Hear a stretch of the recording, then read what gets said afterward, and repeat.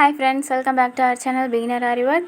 இன்றைக்கி நம்ம இந்த ப்ளவுஸ் டிசைன் தான் பார்க்க போகிறோம். இது வந்து பார்த்திங்கன்னா ரொம்ப ஹெவியான ஒர்க்கும் இல்லை, ரொம்ப சிம்பிளான ஒர்க்குமே இல்லை. இது வந்து ஸோ காலேஜ் போகிற ஸ்டூடெண்ட்ஸும் சரி, 30+ ஏஜ் இருக்கவங்களும் சரி, இந்த ப்ளவுஸ் டிசைன் வந்து ஈஸியாக ட்ரை பண்ணலாம். இதில் எந்த மாதிரி மெட்டீரியல் யூஸ் பண்ண போகிறோன்னு பார்த்தீங்கன்னா, sugar beat, 3mm beat, zardozi, திலகம் ஸ்டோன்ஸ் இதை வச்சு தான் நம்ம இந்த ஒர்க் வந்து பண்ண போகிறோம். இதுக்கு வந்து நான் ஃபர்ஸ்ட்டில் 3 லேயர் இருக்க மாதிரி நார்மல் ஜரி த்ரெட் வச்சு செயின் ஸ்டிச் பண்ணிக்கிறேன். இந்த செயின் ஸ்டிச் பண்ணுறதுனால நமக்கு என்ன யூஸ்ன்னு பார்த்தீங்கன்னா, ஸ்டிச் பண்ணும்போது நம்ம ஸ்டிச் பண்ணியிருக்க பீட்ஸ் வந்து பிரேக் ஆகாமல் இருக்கிறதுக்காக தான் இந்த செயின் ஸ்டிச் வந்து நம்ம பண்ணுறோம்.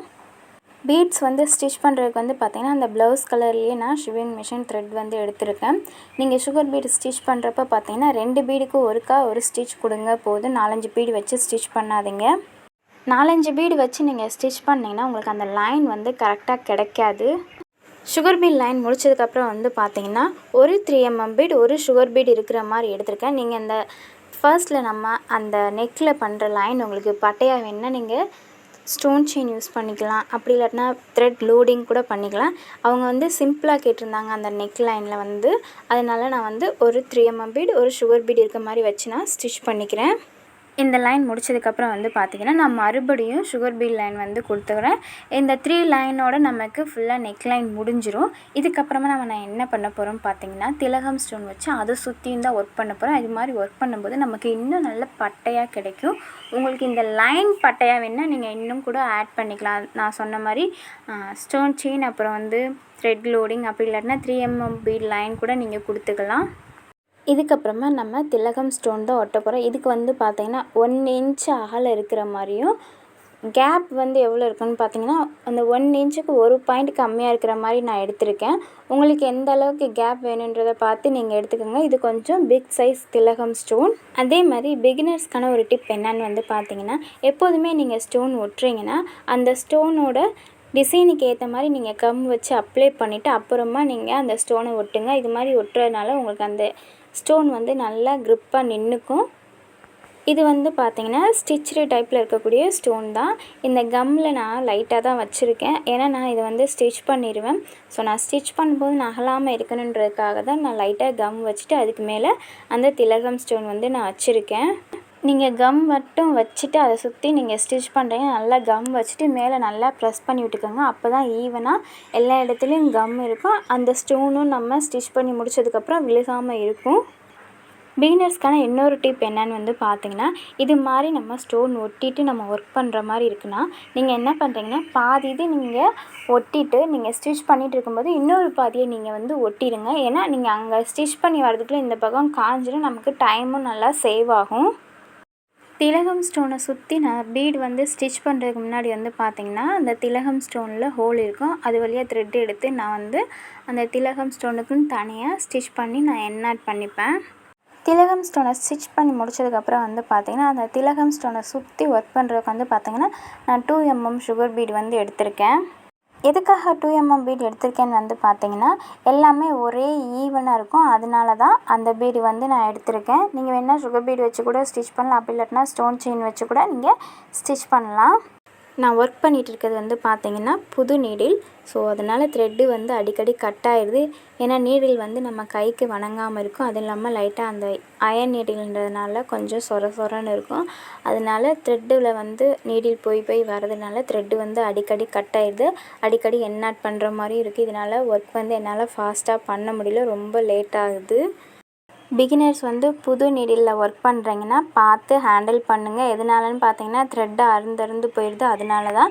ஸோ ஒருவேளை அறுந்துருச்சுனாலும் நீங்கள் 4-5 பீடை எடுத்து விட்டுட்டு என்ஆட் பண்ணிக்கோங்க. என்ஆட் பண்ணி முடிச்சுட்டு மறுபடியும் ஸ்டார்ட் பண்ணுங்கள். இந்த மாதிரி நம்ம திலகம் ஸ்டோனை சுற்றி நம்ம ஒர்க் பண்ணும்போது வந்து பார்த்திங்கன்னா அந்த ஷார்ப்பான எட்ஜ் வந்து நமக்கு கரெக்டாக கிடைக்கணும். பிகினர்ஸ் வந்து கரெக்டான ஷேப் எப்படி பண்ணுறதுன்னு சொல்லி தெரிலாட்டினா கீழே டிஸ்கிரிப்ஷனில் லிங்க் கொடுக்குறேன், போய் செக் பண்ணி பாருங்கள். பீடு வந்து ஸ்டிச் பண்ணி முடிச்சதுக்கப்புறம் பார்த்திங்கன்னா ஜர்தூசி வச்சு தான் ஸ்டிச் பண்ண போகிறோம். நான் வந்து பார்த்திங்கன்னா ஜர்தூசி கண்டினியூஸாக ஸ்டிச் பண்ண போகிறதுனால அந்த நீடிலோட லென்த்துக்கு ஏற்ற மாதிரி நான் வந்து ஜர்தூசி வந்து கட் பண்ணி வச்சுருக்கேன். ஒருவேளை உங்களுக்கு கண்டினியூஸாக ஸ்டிச் பண்ண வரலாட்டினா சின்னதாக கட் பண்ணிவிட்டு அதுக்கப்புறம் நீங்கள் வந்து ஸ்டிச் பண்ணுங்கள். பிகினர்ஸாக இருக்கிறீங்கன்னா ஜர்தூசி வச்சு கண்டினியூஸாக உங்களால் ஸ்டிச் பண்ண முடியாது. அதுக்காக தான் நான் சின்ன சின்னதாக கட் பண்ணிவிட்டு ஸ்டிச் பண்ணுங்கன்னு சொன்னேன். சின்ன சின்னதாக கட் பண்ணி ஸ்டிச் பண்ணுறதுனால பார்த்தீங்கன்னா கொஞ்சம் டைம் வந்து அதிகமாக எடுத்துக்கும். ஒரு 10 நிமிஷத்தில் முடிக்கணும்னா ஒரு 15 நிமிஷமாவது ஆகும். அதுவே நம்ம கண்டினியூஸாக நம்ம ஸ்டிச் பண்ணும்போது பார்த்திங்கன்னா சீக்கிரம் முடிச்சிடும். 10 நிமிஷம்னா ஒரு 5 நிமிஷத்துக்குள்ளேயே முடிச்சிடுவோம். அது மாதிரி இந்த ஜர்தூசியை ஸ்டிச் பண்ணுறதுக்கு வந்து பார்த்திங்கன்னா என்னோடய பழைய நீடில் தான் நான் யூஸ் பண்ணிகிட்ருக்கேன். ஏன்னா புது நீடிலில் பீடு ஸ்டிச் பண்ணுறதுக்கு ரொம்ப கஷ்டமாக இருக்குது. நீங்கள் எதை ஸ்டிச் பண்ணி முடித்தாலும் சரி எல்லாத்துக்குமே தனித்தனி எண் ஆட் பண்ணிக்கோங்க. அப்போ தான் உங்களுக்கு ஒர்க் பண்ணுறதுக்கு ஈஸியாக இருக்கும். ஜர்தூசி ஸ்டிச் பண்ணி முடிச்சதுக்கப்புறம் வந்து பார்த்திங்கன்னா 3mm பீடு வச்சு தான் நான் ஸ்டிச் பண்ணிகிட்டு இருக்கேன். 3mm பீட் ஸ்டிச் பண்ணும்போது ஒவ்வொரு பீடுக்கு ஒரு ஸ்டிச் கொடுங்க. அப்போ தான் கரெக்டாக அந்த திலகம் ஷேப் வந்து நமக்கு கரெக்டாக கிடைக்கும். ஒரு பீடுக்கு ஒரு ஸ்டிச் கொடுத்தா மட்டும்தான் நமக்கு அந்த வளைவான பகுதியில் கரெக்டாக வளைஞ்சு கொடுத்து வரும். அந்த வளைவு வந்தால் தான் நமக்கு அந்த கரெக்டான திலகம் ஷேப் வந்து கிடைக்கும்.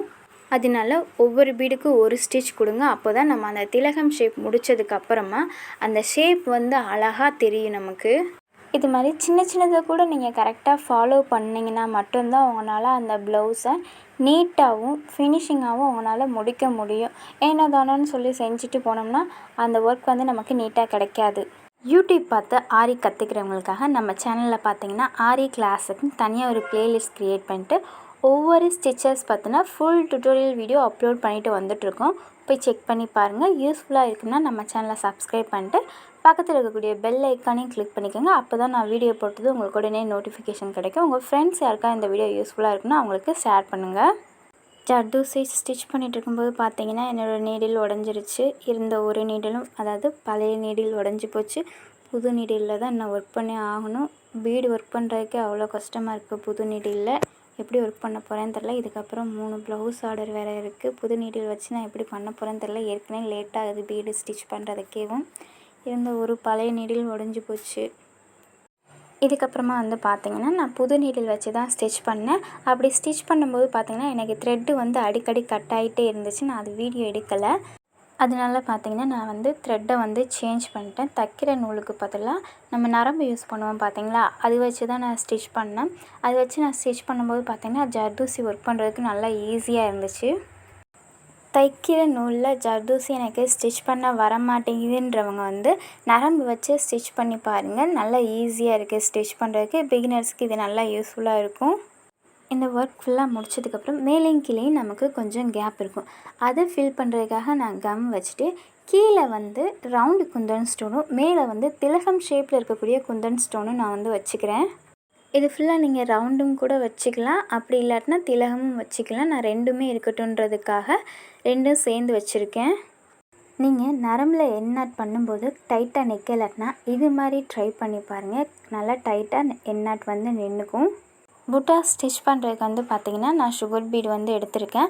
அது மாதிரி நடுவில் வந்து பார்த்திங்கன்னா குந்தன் ஸ்டோன் வந்து வச்சுருக்கேன். நீங்கள் குந்தன் ஸ்டோனுக்கு பதிலாக 3mm பீடு கூட வச்சு ஸ்டிச் பண்ணிக்கலாம். அதே மாதிரி நான் எப்போதுமே புட்டாஸ் ஆரம்பிக்கிறதுக்கும் சரி முடிக்கும்போதும் சரி தனித்தனி எண் ஆட் பண்ணிப்பேன். ஏன்னா அப்போ தான் நம்ம ஸ்டிச் பண்ணி முடிச்சதுக்கப்புறம் அந்த த்ரெட்டே கட் ஆனாலும் நமக்கு அந்த புட்டாஸ் வந்து கழண்டு வந்துடாமல் இருக்கும். ஸோ எப்போதுமே ஆரம்பிக்கும் போதும் சரி முடிக்கும் போதும் சரி தனித்தனி எண் ஆட் பண்ணி பழகுங்க. இது மாதிரி இழுத்து பார்த்தாலும் அந்த நாட் வந்து நமக்கு கழண்டு வராமல் இருக்கணும். ஒர்க் ஃபுல்லாக முடிச்சதுக்கப்புறம் பார்க்குறதுக்கு இப்படி தான் இருக்கும். 3/4 ஸ்லீவு. இதோட ஃபுல் வியூ இது தான். இதோட பேக் நெக் இது. அந்த இடையில இருக்கக்கூடிய கேப்பில் வந்து பார்த்திங்கன்னா ரவுண்டு குந்தன் ஸ்டோனும் திலகம் ஸ்டோனும் வச்சுட்டு அப்புறம் புட்டாஸ்க்கு வந்து பார்த்திங்கன்னா நடுவில் குந்தன் ஸ்டோன் வச்சுட்டு அதை சுற்றி சுகர் பீடு ஒர்க் வந்து கொடுத்துருக்கோம். இதோட ஃபுல் வியூ இது தான். இது வந்து பார்த்திங்கன்னா ஒரு ஃபங்க்ஷனுக்காக தான் அவங்க கொடுத்துருந்தாங்க. ஸ்டிச் பண்ணி போட்டிருந்தப்போ அவ்வளோ அழகாக இருந்துச்சு இந்த டிசைன் வந்து பார்க்குறதுக்கு.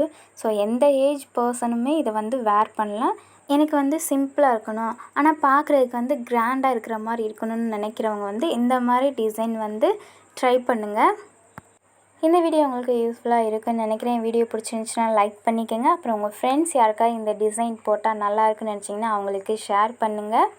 அப்படியே நம்ம சேனலையும் சப்ஸ்கிரைப் பண்ணிட்டு பக்கத்தில் இருக்கக்கூடிய பெல் ஐக்கானையும் கிளிக் பண்ணிக்கோங்க. தேங்க்ஸ் ஃபார் வாட்சிங்.